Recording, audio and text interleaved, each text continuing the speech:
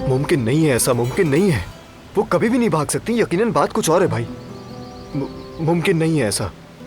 जितना मैं उन्हें जानता हूँ वो ऐसा कभी कर ही नहीं सकती, और वो ऐसी अदाकारी नहीं कर सकती। बात कुछ और है भाई।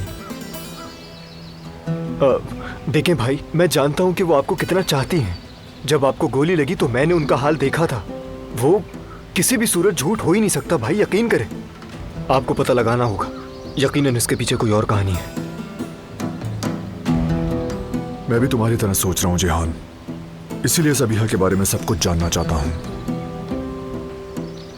हाँ, पता लगाना तो जरूरी है, जरूरी है, और फिर सारी ग्रह सुलझ जाएंगी।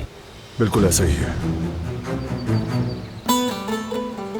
किसी भी गिरा को सिर्फ सच्चाई ही खोल सकती है, और वो सच में हर सूरत में जानकर रहूंगा।